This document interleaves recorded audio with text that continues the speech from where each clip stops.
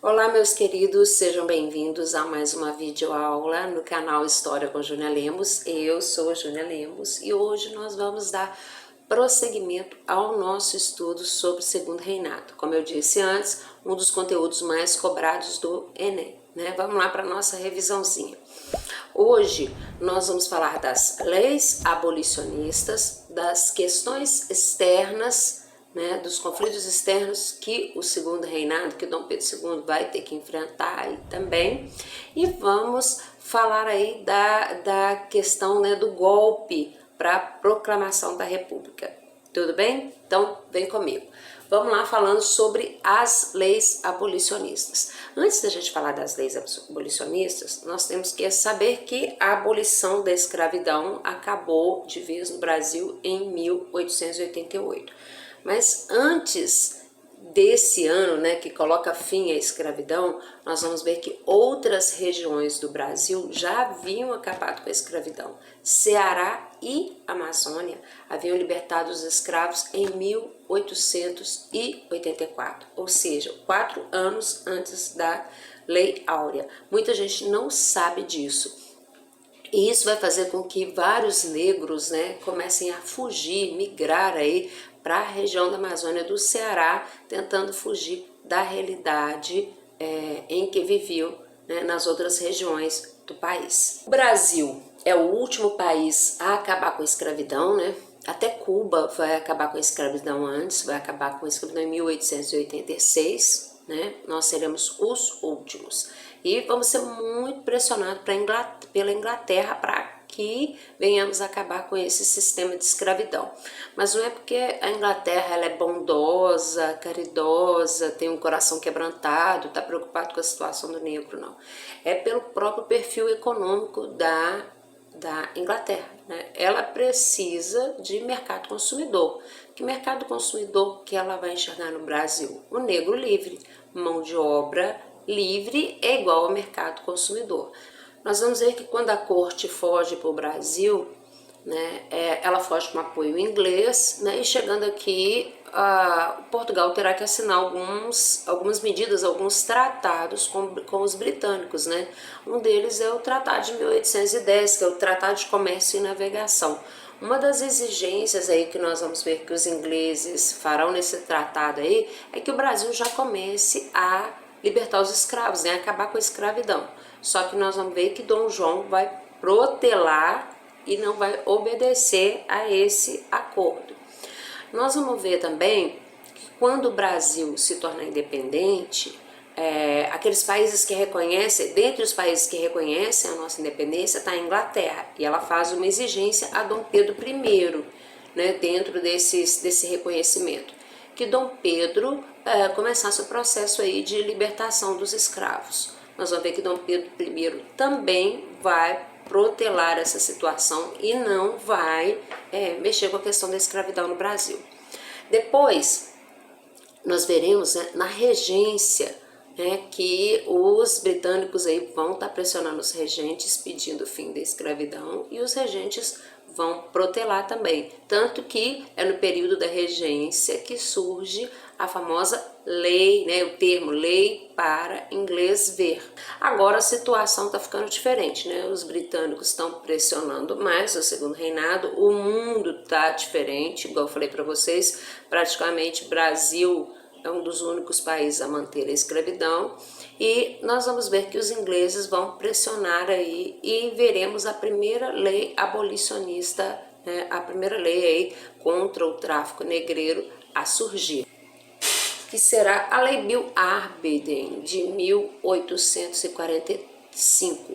É uma lei inglesa aprovada pelo parlamento inglês e tem poderes, dá poderes aos britânicos para prender e punir qualquer navio negreiro, né, que eles encontrassem. Praticamente, né, é uma lei contra a questão da escravidão do Brasil, tá?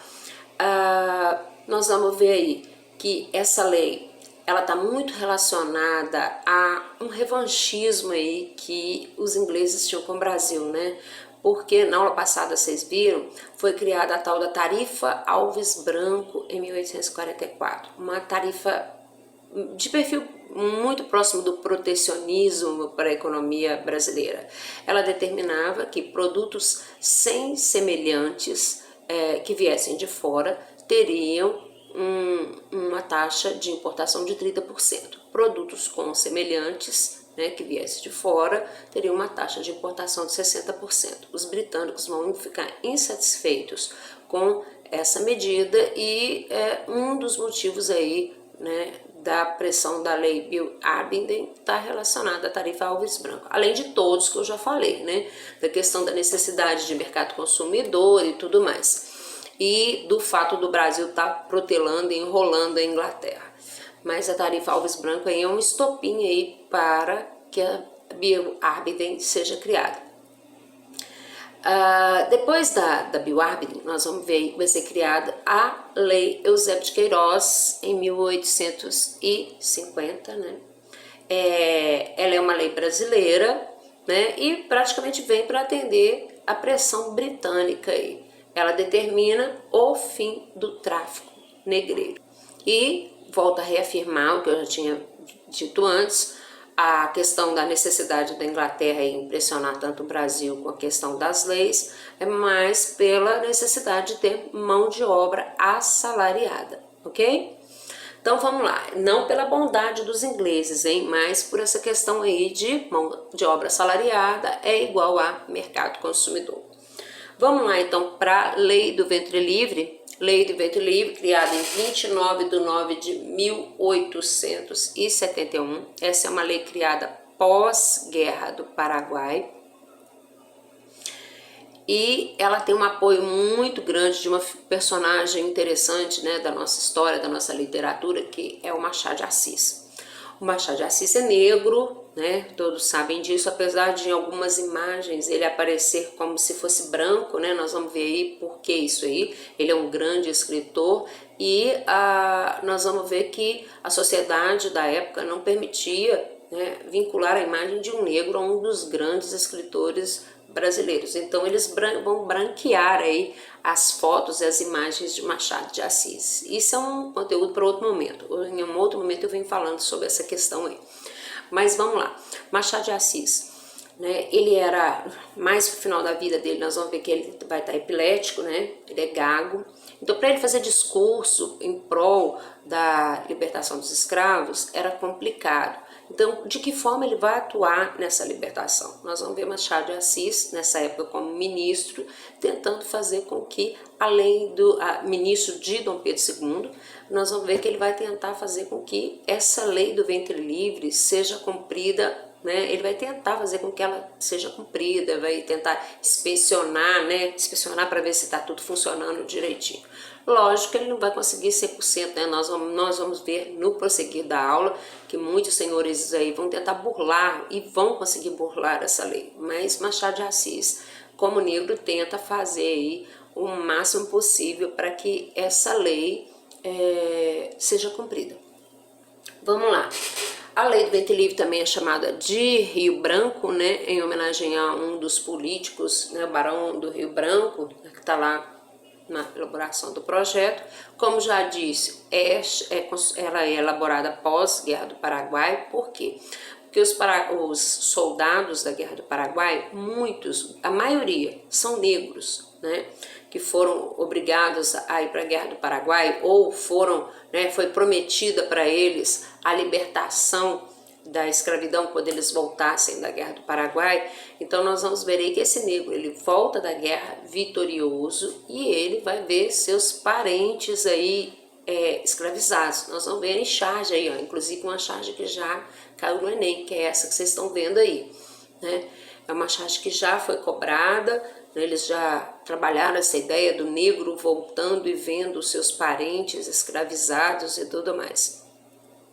E então, para segurar um pouco essa onda, é criada essa lei do ventre livre, que dá liberdade aos filhos de escravos nascidos a partir de 29/9/1891. Mas nós vamos ver aí que muitos senhores vão adulterar essa data de nascimento dos escravos para poder manter esse escravo preso, né, a ele. Outra coisa que nós vamos ver também que o Senhor, ele podia usar o escravo até os 8 anos de idade e dar liberdade e receber uma indenização do Estado, ou usar o escravo até 21 anos e não receber a indenização. 21 anos, o momento máximo do escravo, né? Sugou bastante da sua energia. Vou colocar uma charge aí para vocês verem aí, né? Em relação ao escravo aí, preso, a mãe e tudo mais. Por quê? Esse escravo, né? Ele tem a família dele toda tá presa ainda como na situação de escravidão dentro das fazendas. Muitos acabavam optando por ficar ali preso perto dos parentes e tudo mais, tá? Então nós temos aí a lei do ventre livre, não podemos esquecer aí, 29/9 de 1871, pós-guerra do Paraguai, e vimos aí que os senhores vão tentar burlar essa lei. Já ia me esquecendo de falar, essa lei, ela foi assinada pela princesa Isabel, tá?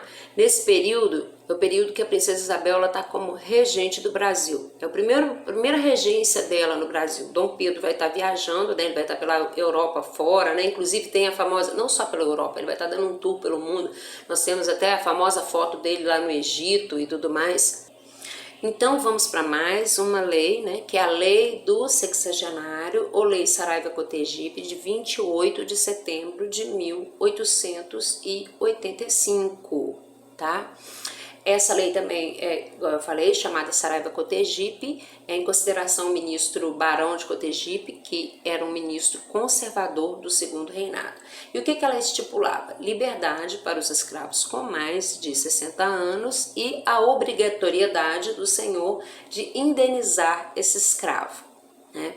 Nós vamos ver que essa lei também é chamada de lei pé na cova. E vamos ver que os proprietários de escravos que chegavam a essa faixa etária, porque é muito difícil um escravo chegar a 60 anos nessa época, nós vamos ver que muitos também vão tentar adulterar a idade do escravo para evitar essa indenização. Vou colocar algumas charges aí relacionadas a essa lei, né? Vocês vão ver algumas que já caíram no Enem, uma ou duas aí que já caíram no Enem sobre essa lei, tá?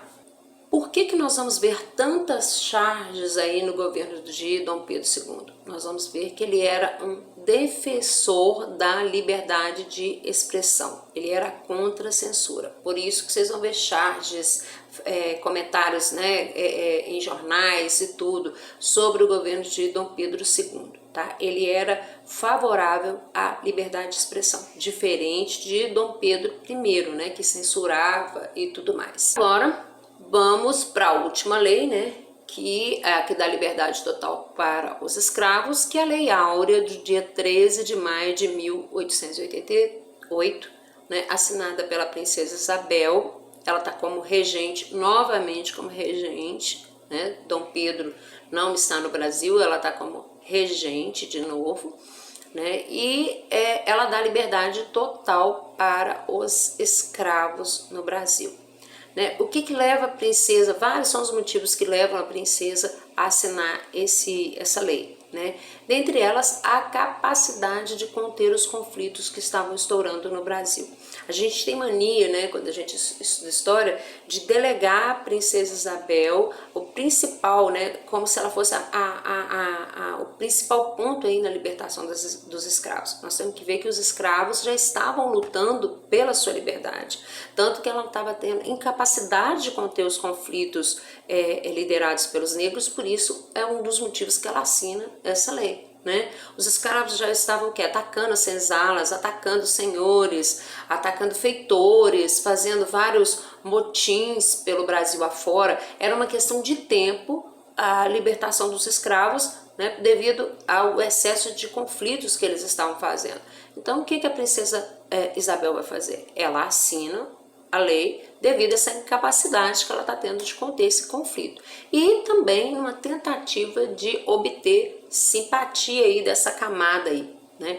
Inclusive, o escritor Joaquim Nabuco, né, vai fazer a imagem dela, cria a imagem dela como a redentora, né, a salvadora dos escravos, a pessoa ilustre aí relacionada à escravidão, né? E ele cria até uma guarda, né, para protegê-la, a guarda negra, para proteger a princesa Isabel, mediante a vários ataques, né, que ela vai sofrer aí, verbais e tudo mais, mediante aí as pessoas que não vão ficar satisfeitas aí com a libertação dos escravos, tá? E uma coisa que vai acontecer, essa lei, ela é sem indenização aos senhores. Isso vai gerar uma insatisfação e vai fazer com que surja aí um grupo de latifundiários contra a monarquia. Um dos primeiros grupos que nós vamos ver aí são chamados dos latifundiários do 13 de maio. Quem são eles? São senhores que vão ficar insatisfeitos com a libertação dos escravos sem a indenização. Eles eram monarquistas até pouco antes da princesa Isabel assinar essa lei. A partir do momento que a princesa Isabel assina a lei de libertação dos escravos, eles se voltam contra a monarquia.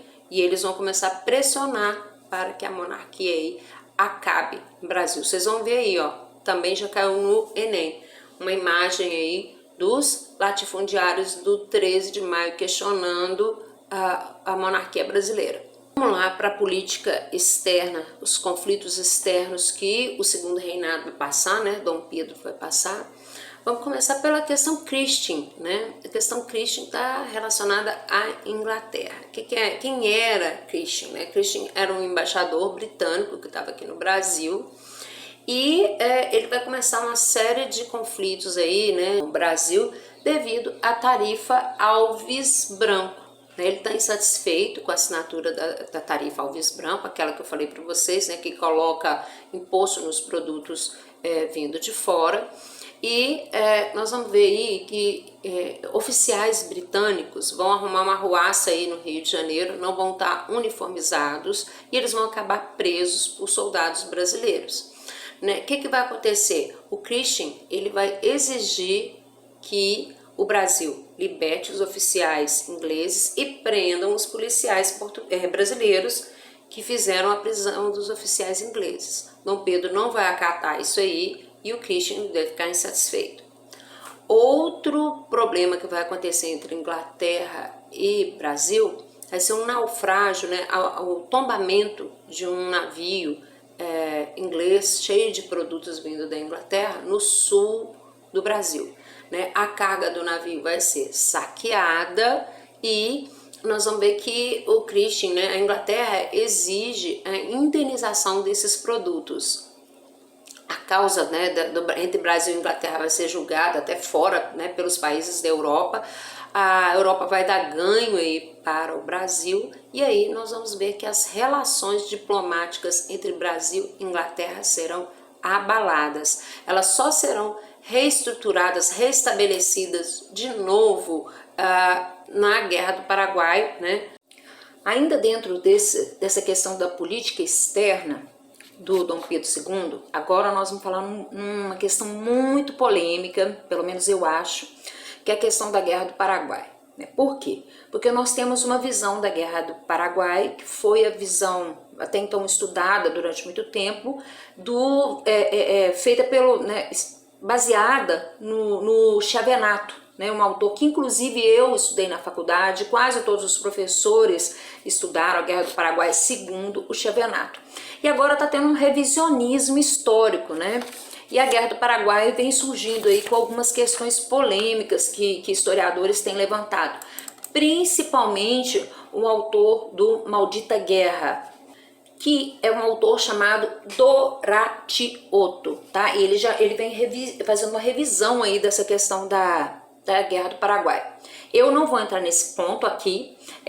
Quem tem aula comigo sabe qual dos dois lados eu tenho uma simpatia por qual dos dois lados. Eu não vou colocar isso aqui. Nós vamos trabalhar, vou tentar ficar o máximo possível sem tomar partido com relação à Guerra do Paraguai, assim, né, tentando só narrar os fatos, ok? Então vamos lá para a Guerra do Paraguai. A Guerra do Paraguai é um conflito, né, bélico, um dos conflitos mais sangrentos da América Latina, né, e ele vai de 1864 a 1870. Ele vai ter o seu início aí, na realidade, está muito ligado com questões políticas no Uruguai, né? Dois partidos estarão disputando o controle do Paraguai. Nós temos o Partido Blanco e o Partido Colorado. Dom Pedro II vai auxiliar, ele vai ficar do lado do Partido Colorado e acaba apoiando uma espécie de golpe que vai acontecer dentro do Uruguai, onde o Partido Blanco vai subir ao poder. O que acontece? Nós vamos ver aí que a Argentina vai ficar do lado do Brasil também, e a partir daí surge o que a gente chama de praticamente a raiz da Tríplice Aliança da Guerra do Paraguai. Nós temos Brasil, Argentina e Uruguai se unindo, tá? E o que esses caras, esses três países, né, eles vão ter de interesse aí? O controle do Rio do Prata, da Bacia do Prata, né? E o Paraguai, liderado por um lunático, um maluco, um ditador, né, muito esquisito chamado Solano Lopes, começa a perceber que se esses três países se juntarem, o que vai acontecer? Ele não tem saída para o mar, tá? E aí, o que acontece? Começa o conflito, né? Nós vamos ver aí o atrito, que é um dos conflitos mais sangrentos da história do Brasil, né? Da América, igual eu já falei para vocês. E nesse conflito aí nós vamos ver algumas ofensivas do Paraguai, né? Nós vamos ver aí que o Paraguai vai aprisionar um vapor brasileiro em novembro, né? Ele invade Mato Grosso no Natal, ele invade a Argentina para chegar até o sul do Brasil. E a partir dessas ofensivas e tudo mais, já estava praticamente, né, já tinha surgido a Tríplice Aliança, Brasil, Argentina e Uruguai. Essa Tríplice Aliança vai se juntar contra o Paraguai. Vamos desmentir um fato aí. Durante muito tempo estudou-se a ideia de que a Inglaterra tinha interesse nessa guerra. Hoje, os dois lados, né, seja qual for a corrente que você for estudar, o Enem, inclusive, também já desmente essa ideia, né, que a Inglaterra não teve interesse em que a guerra começasse. Mas depois que a guerra começar, sim, ela vai lucrar. Por quê? Porque ela vai fazer empréstimo para todos os países que estiverem envolvidos na Guerra do Paraguai, inclusive o próprio Paraguai. Tá bom? O Brasil, na época da Guerra do Paraguai, ele não tinha exército, tanto que vai ser pego de surpresa, né? E vai ser a partir daí que Dom Pedro, né, vai ser obrigado a convocar os jovens para lutar na Guerra do Paraguai. Inclusive vai ser prometido aos escravos, né, vai surgir a promessa da libertação dos negros se eles participassem da Guerra do Paraguai. A gente não tinha contingente e, né, vai ter que se virar aí. Nós vamos ver aí que né, muitos homens aí ricos colocavam os escravos, né, quando viam que os filhos corriam o risco de ser convocado para a Guerra do Paraguai, lançava a mão do escravo aí para que o filho não fosse para a Guerra do Paraguai. Será uma guerra muito sangrenta, né? Teremos aí muitos mortos, não só no conflito bélico, não só na questão de armamento, de balas e tiros e tudo mais, mas uma quantidade de mortos muito grande também com relação a doenças, tifo, cólera e tudo mais que vocês imaginarem.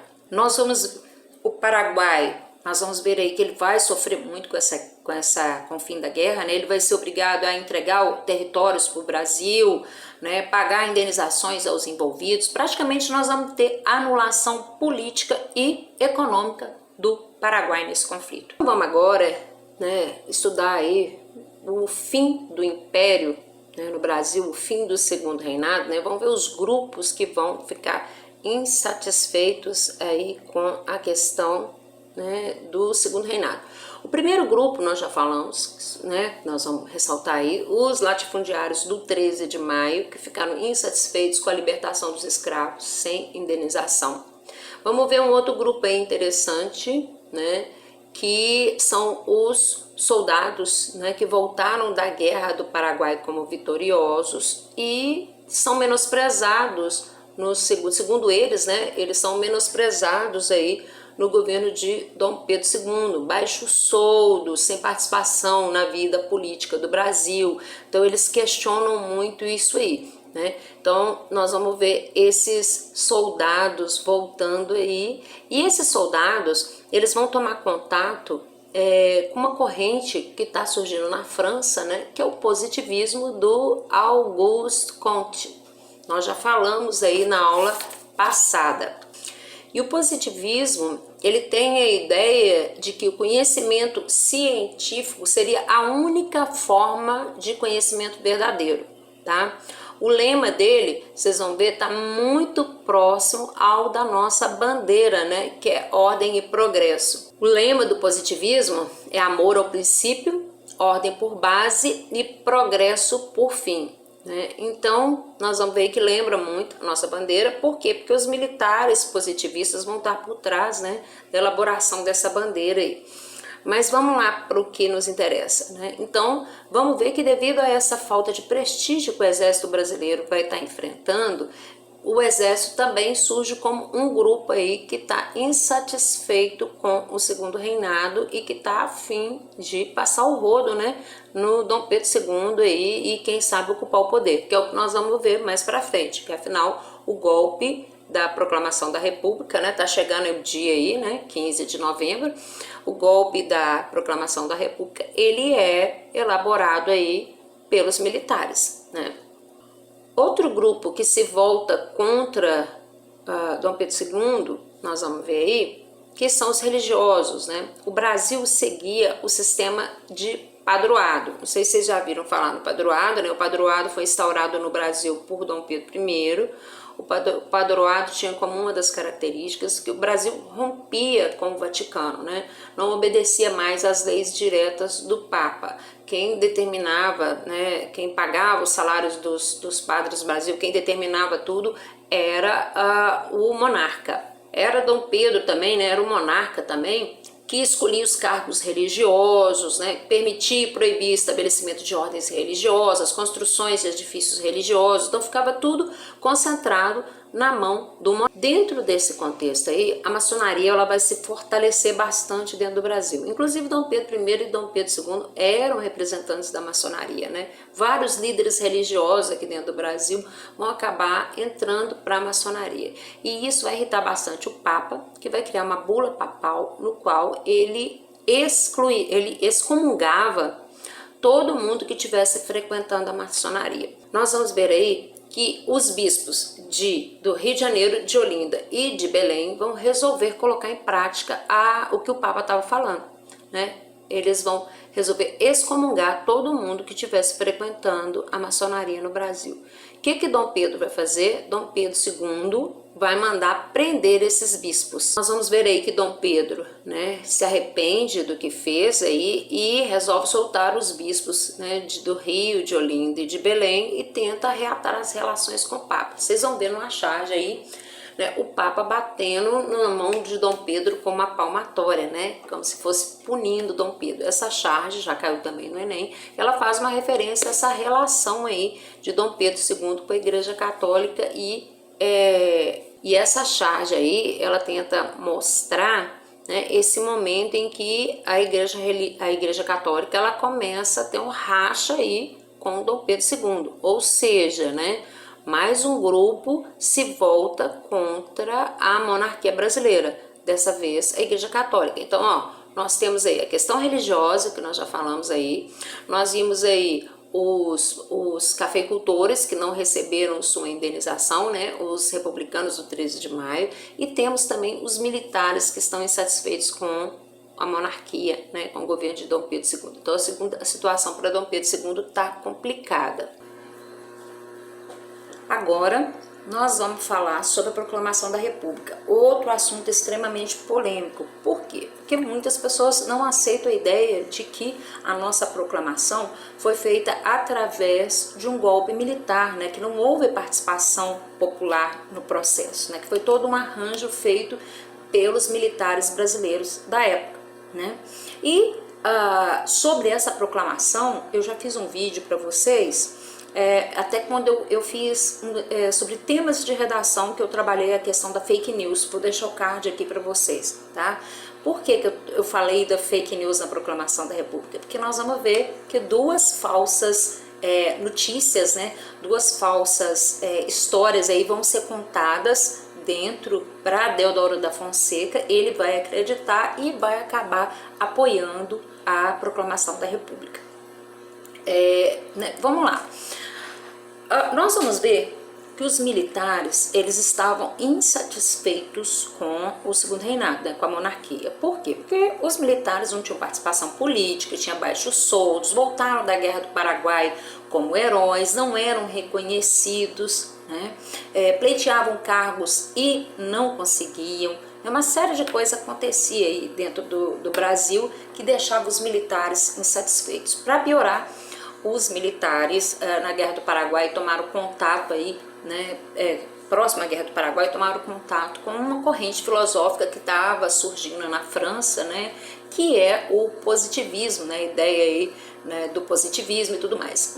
O defensor do positivismo no Brasil, o tenente-coronel Benjamin Constant, ele acreditava, né, no positivismo e na ideia de um Brasil, de um novo Brasil, através das ideias positivistas. Ele era republicano de verdade.